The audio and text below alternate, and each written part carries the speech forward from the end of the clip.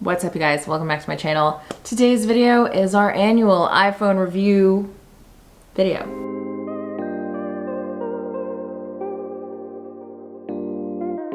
So here's the tea.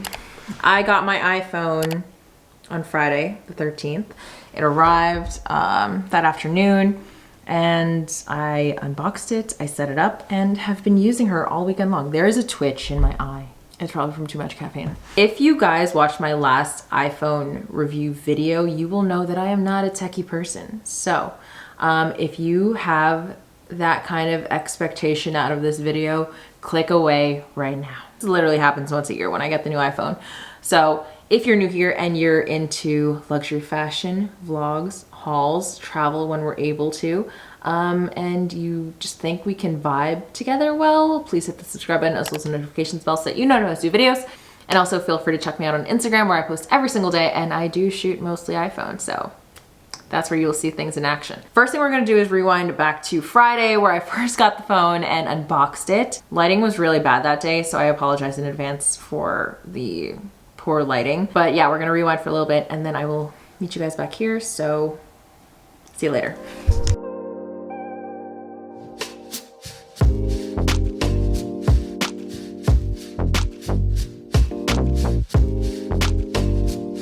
So as you guys can see, I did end up getting the graphite color. I've never gone dark for an iPhone.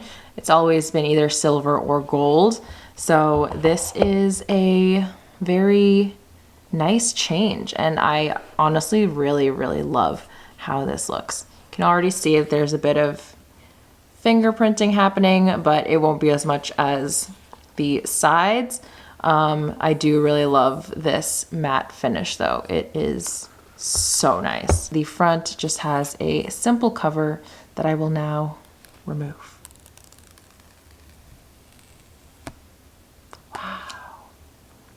Wow, that's so nice.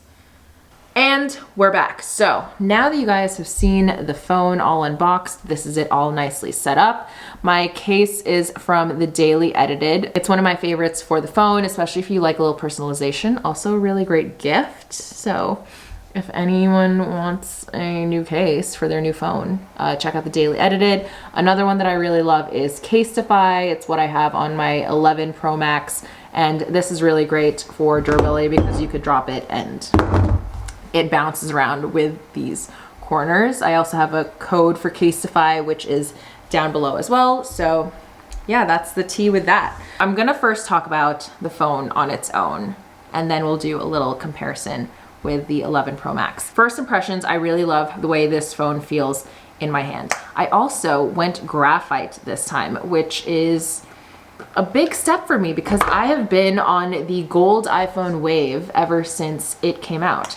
And for some reason, I just felt like making a change, and I could not be happier because the graphite looks so good.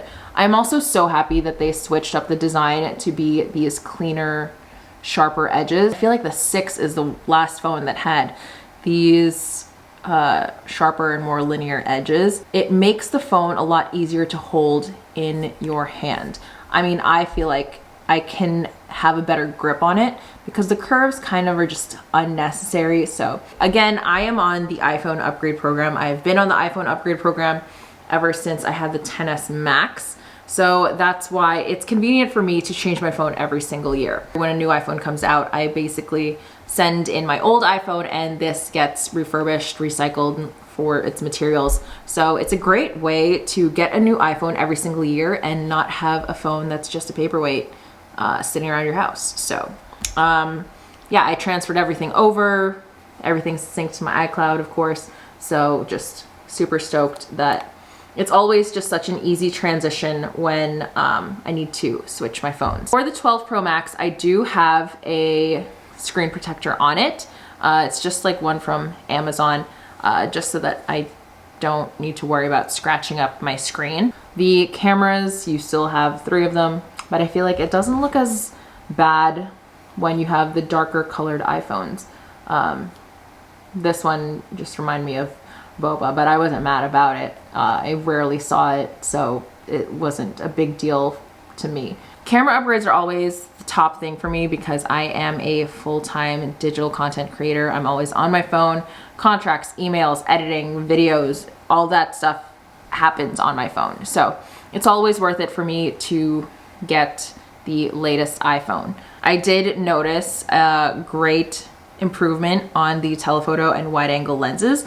So this one gets a little bit grainy and it's not as sharp. So that alone I was really happy with. I do wish they made improvements to the front facing because that always helps, but didn't really see that upgrade this time around. I know a lot of people are upset that it does not come with a brick because it is a USB-C cable, and I get the frustration, but I mean, they were saying that it was to reduce waste, and I mean, it's not like we all don't have a ton of cables already at home.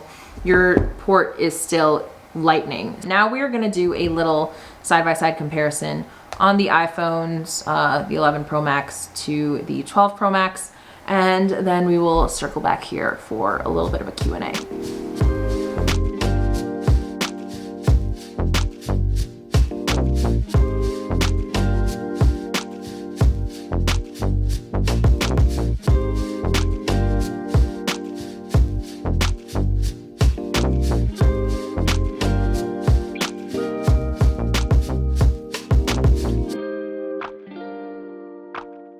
Essentially the same speed when opening up, so if you want to get all technical with that stuff, there's not much of a difference. But here are the phones side by side. You will see a difference in size. It's pretty subtle, but I do notice it when it is in my hand. So again, this is the side profile. You can see it's a little bit dirty already, so we knew that was going to happen. Camera quality is great.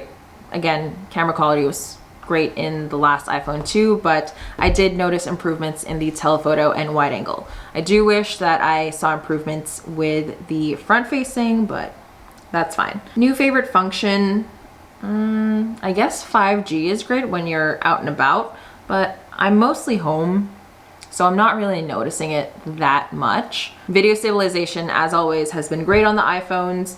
I don't know if there's like a significant difference between the 11 and this one, but it's always great when I am vlogging on the go in the city. I know my shots are a lot more stable when I'm walking around with my iPhone compared to holding a vlog camera and it just being shaky AF. How do you charge it? It only comes with a USB cord with no base. So I have a USB-C charging brick. We actually have a couple because we have ordered them from Amazon. My laptop's charging bricks are all USB-C. I don't know why the iPhone is still Lightning. I do really wish that it would just switch to USB-C because that would just make things so much easier. But your old Lightning cable will still work, so just use that until you get a brick. But USB-C is the way things are moving. So if you get one now, it's not gonna be useless in the future. So many things are charging with USB-C. So yeah, just grab some from Amazon. Marco and I usually like Anker as a third-party brand that charges really well for Apple, because sometimes you get those Amazon brands and it's just like $5.99 for a charger and you're like, great, I'll buy it, and then it doesn't work after like 2 weeks. Unless you're part of the iPhone upgrade program, I don't think this is going to be a huge jump. I think, as I said in my last video, if you are going from a year-to-year upgrade, you can hold off unless you're on the upgrade program. So I stand by that, and it'll probably be my mantra every single time I do one of these videos. If you're just the type of person that wants a new iPhone every single year, get on the upgrade program because you don't want phones to be accumulating in your house and not really serving a purpose. So this is going to be going back to Apple. They're gonna recycle it or refurbish it. I haven't had any issues. I haven't dropped it. No cracks, nothing. It's still in really good condition, but I don't own this iPhone, and that's how the upgrade program works. I pay for this month by month, and the price that I paid for this phone is the same as I am now paying for this phone. So that's why it kind of just balances out. Kind of works the same way as a car lease. You know, you lease a car for like 3 years, and then after you're done with your lease, you just bring it back and you grab a new car and you're paying monthly for a different car. So that is the easiest way I can explain that. Do you truly recommend it? I just recommend iPhone in general. The specifications and which iPhone to get, because there's literally so many this year. There's like a mini, there's the 12, there's the 12 Pro, there's the 12 Pro Max. That depends on, one, your budget, two, what aspects of a phone are the most important to you. If you just need something to get in touch with people, take a couple photos, sure, you could probably get away with the 12 or the mini, because I heard those phones are really great. I don't have a solid review or opinion on those because I don't have them. I mean, Marco has a 12 Pro just because he prefers a smaller phone. I love to edit and take photos literally every single day. There's over 40,000 photos and videos on my phone. And so I want the top of the line camera, and usually they provide that in the Max versions of the phone. I'm also really excited to test out the Dolby Vision on it. I still haven't fully played around with the phone, so that's just something I'm going to figure out later on. It's just been the one weekend, so it was mainly making sure that everything transferred over, and yeah, that's pretty much it. Can you tell a difference in the web surfing speed? On 5G, I can tell that it's a lot faster, but because I'm just at home on Wi-Fi, I don't notice it that much. So yeah, I mean, if you're always out and about, you probably will be able to tell a difference on 5G, but Marco said the 5G caused his phone to drain battery a lot quicker and felt a little bit warmer. I haven't had an issue with that. So I don't know if that's just differences with the phones, or because I wasn't using 5G as much, or I wasn't really on my phone as much. But yeah, everything else is essentially camera. I mean, everyone loves a good camera upgrade. I do wish the front facing was upgraded because it's not, but I mean, it's still a really great camera. The front facing is still really good when you have good lighting. So that is just something to note, but when it gets pretty dark, it's pretty grainy. I don't know if I can, should I go somewhere dark?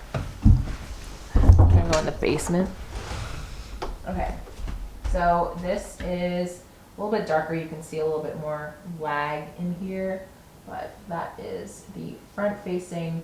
And then when it comes to, this looks creepy. This is our basement. That is the regular camera mode. That is it in ultra wide. That is it in telephoto.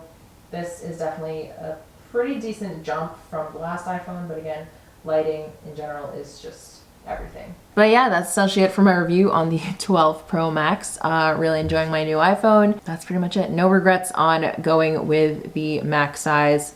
Again, it's just what I'm used to and something that I find necessary for my job. So you have to factor in a lot of things, like, do you want a big phone? Because she's pretty big. But if you love to edit and you want to utilize all those features, because there are differences between the 12 Pro and the 12 Pro Max. That's all on the website, which I will link down below as well, just so you guys can easily click on it and compare. But yeah, that's essentially it. So thank you so much for watching, guys. As always, your love and support mean the world to me, and I will see you in the next one. Bye!